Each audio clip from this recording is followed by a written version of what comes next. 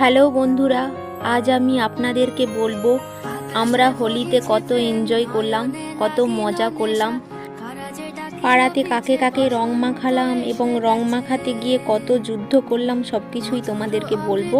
চলুন। সবশেষে আমি তোমাদেরকে এমন একটি জায়গায় নিয়ে যাব যার প্রাকৃতিক সৌন্দর্য অসাধারণ।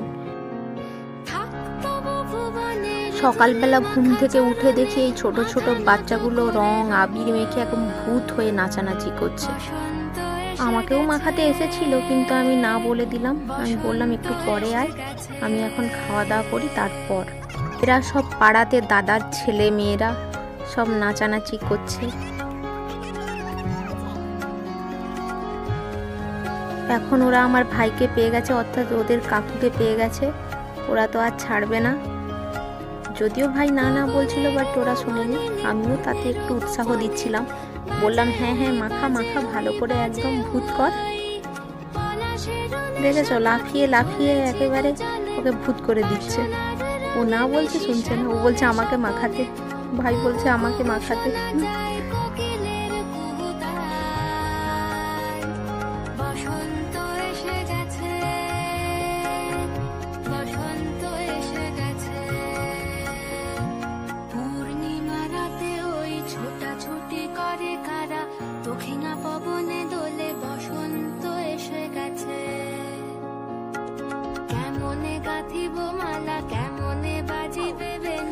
এটা আমার দাদার আরেকটি ছেলে, ওর নাম গুরু। তো আমি বললাম ওকে মাখাতে, তো বাচ্চারা ওকেও ধরে নিয়েছে, ধরে ওকেও একেবারে ভূত করে দিয়েছে।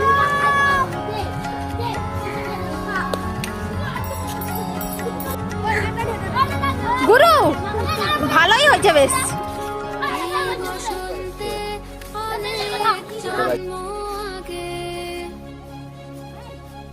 আমি সবাইকে রং মাখানোর জন্য এত উৎসাহ দিয়েছি, ওরা কি আর আমায় ছাড়ে? গুরু আমার পেছনেই লেগেছে, একেবারে রং দিয়ে জল দিয়ে। এরপর দেখো কি করছে বাচ্চাগুলো, আমাকে ধরে একেবারে মাখিয়ে দিয়েছে। ইনি হচ্ছেন গুরুর মা, অর্থাৎ সম্পর্কে আমার বৌদি। তো একে তো ছাড়া যাবে না, এর দোকানে যাচ্ছে কিছু আনতে, ফেরার পথে দেখে নেব। ভাই ওকে ধরে নিয়েছে, চুপচাপ রং মাখতে শুরু করে দিয়েছে। ভেবেছে আমি তো পারবো না, বেকার কিছু বলে লাভ নেই।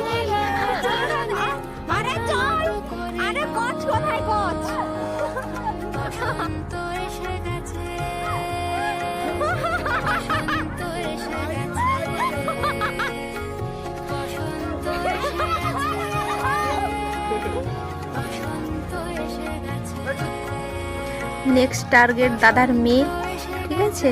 ও বলছে না এখন নয়, আমি খেয়ে দিয়ে মাখবো।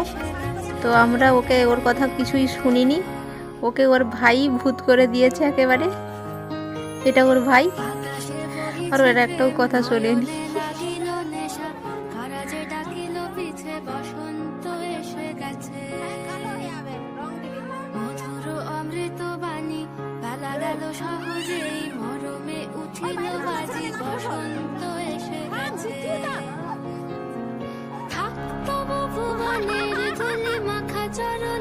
মাথা নত করে রব,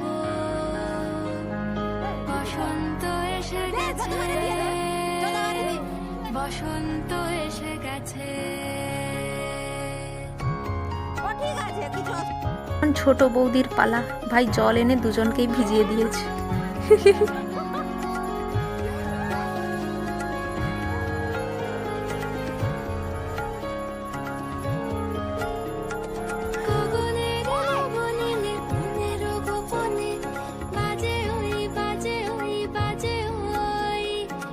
এ রেগে গিয়েছে, যেহেতু ওর মায়ের গায়ে জল ঢালা হয়েছে, তো ও রেগে গেছে, সবাইকে মেরে ফেলবে লাঠি দিয়ে।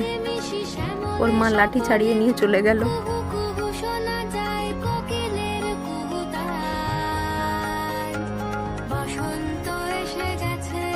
এখন টার্গেট মাসি।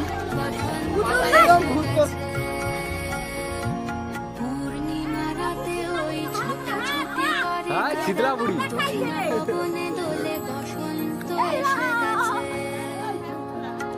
কেমনে গাথিব মালা, কেমনে বাজিবে বেনু। আবেগে কাঁপিছে আঁখি, বসন্ত এসে গেছে।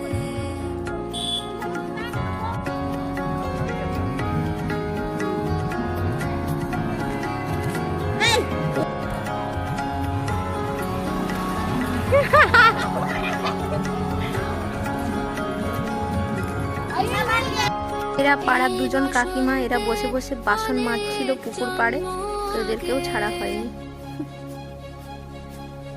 তোমায় প্রথম দেখেছিলাম আমি, হেঁটেছিলাম নিরুদ্দেশের পানে, সেই বসন্ত এখন ভীষণ দামি আমার কাছে। এখানে আরেক বৌদিকে খোঁজা চলছে, তোমার কাছে যে নিজেকে ঘরের মধ্যে বন্দি করে নিয়েছে দরজা বন্ধ করে। এসে গেছে। থাকতো ভুবনের ধুলি মাখা চরণে, মাথা নত করে রব। বসন্ত এসে গেছে, বসন্ত এসে গেছে, বসন্ত এসে গেছে, বসন্ত এসে গেছে। এখন দাদার পালা। দাদাকে তো পুরো একদম ভূত করে ছেড়ে দিয়েছে, চেনাই যাচ্ছে না। বসন্ত এসে গেছে।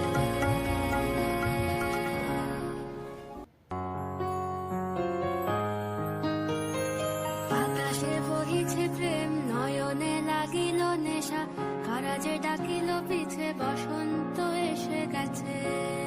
এখানে সবাই মিলে আমরা ফটো তুললাম। অমৃতবাণী, আমাদের রং খেলা মোটামুটি শেষ, এবার আমরা যাব। ছিল বাজি, বসন্ত এখন আমি আপনাদেরকে সেই জায়গাটাতে নিয়ে যাব যেটার কথা আমি বলেছিলাম, যার প্রাকৃতিক সৌন্দর্য এত সুন্দর যে এক কথায় বর্ণনা করা অসম্ভব। তো সবাই মিলে আমরা বেরিয়ে পড়েছি, চলুন দেখা যাক। বসন্ত এসে গেছে।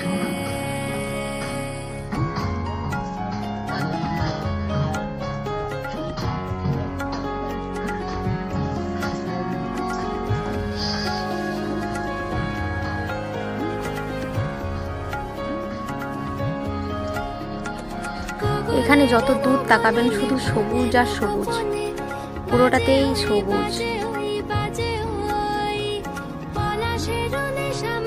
চলেছি দু জলে, বাসনার রঙে মিশি শ্যামলে স্বপনে, কুহু কুহু শোনা যায় কোকিলের কুহুতান। বসন্ত এসে গেছে, বসন্ত এসে গেছে। পূর্ণিমা রাতে ওই ছোটাছুটি করে কারা, দক্ষিণা পবনে দোলে, বসন্ত এসে গেছে। কেমনে গাঁথিব মালা, কেমনে বাজিবে বেনু, আবেগে কাঁপিছে আঁখি, বসন্ত এসে গেছে।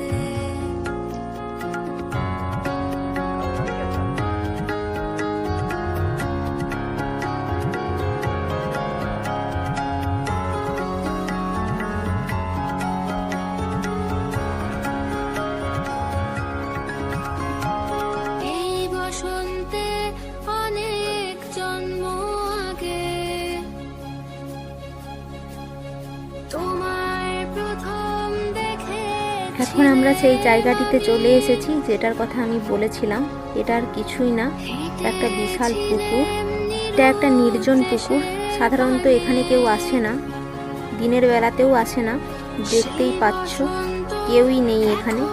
ভীষণ দামি আমার কাছে, তোমার কাছে, আমার কাছে। বসন্ত এসে গেছে। থাকতো ভুবনের ধুলি মাখা চরণে, মাথা নত করে। এই পুকুরে আর কিছু নয়, আমরা সবাই মিলে এখানে স্নান করতে এসেছি এবং এনজয় করতে এসেছি। সবাই রং মেখে ভূত হয়ে যাওয়ার পর এখানে চলে আসি প্রত্যেক বছর। এখানে এসে আমরা স্নান করি। এখানে প্রায় 1 ঘন্টা ধরে আমরা স্নান করেছি আর অনেক ঝিনুক তুলেছি। বসন্ত এসে গেছে, বসন্ত এসে গেছে।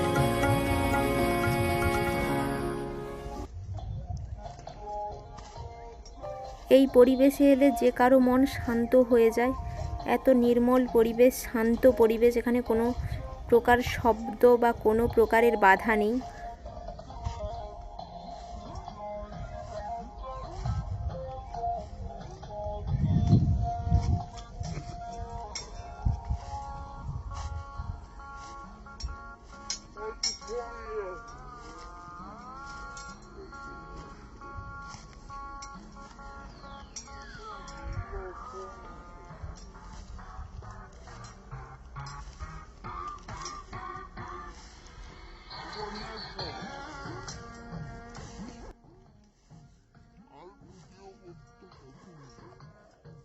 নাচার ভিডিও করবো নি,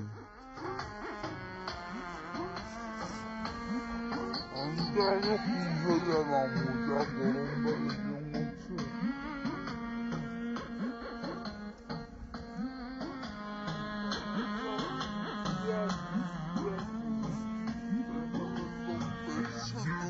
নাচবো